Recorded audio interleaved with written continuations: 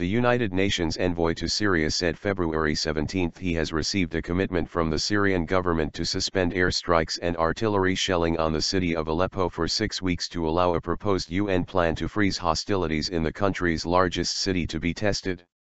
Staffan de Mistura was briefing the Security Council in closed session on his latest efforts to find a solution to the grinding civil war. There was no indication of when the suspension of airstrikes would begin, but the envoy said he will return to Syria as soon as possible to assess whether the government's commitment is possible and to announce a start date. He called the new development a glimmer of hope. And he continued to emphasize a political solution to the nearly 4-year conflict. But questions remain.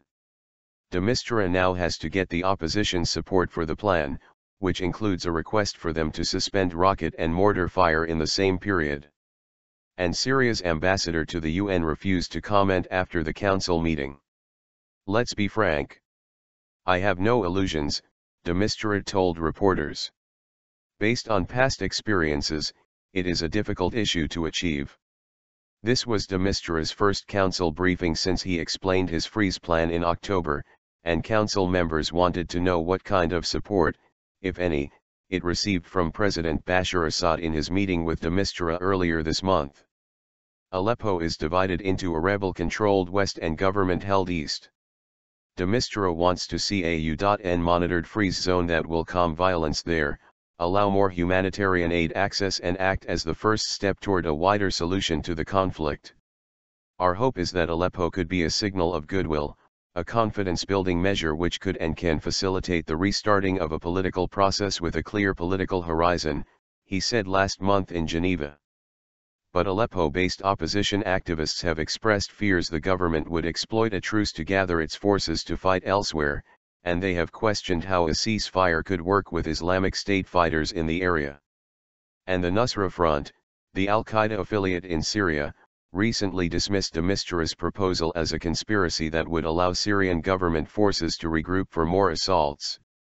On Tuesday, the UN representative of the opposition Syrian National Coalition, Najib Gadbian, said they were waiting to see a detailed proposal from de Mistura.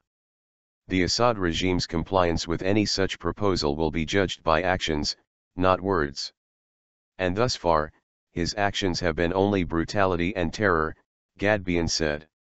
Local truces have largely succeeded in several areas near Damascus and the central city of Homs, but the deals were seen as heavily lopsided in favor of the government, and the U.S. State Department has described them as closer to surrender arrangements. The UN estimates the conflict has killed 220,000 people. Millions have fled to neighboring countries. De Mistura is the third in a series of UN envoys tasked with trying to find an end to the conflict. He was named to his post in July, not long after the Islamic State group launched an onslaught in Syria's north and east. He told council members Tuesday that the Islamic State group has made no inroads in the western part of Syria and that no side in the conflict has made strategic gains since his last briefing, diplomats said. He also warned that Syria remains fertile ground for radical armed groups. De Mistura has urged the international community to make 2015 the year in which movement toward a political settlement of the conflict takes place. He has welcomed consultations in Moscow in late January between representatives of the Syrian government and the opposition, the first on Syria since a UN-sponsored conference in Geneva collapsed early last year.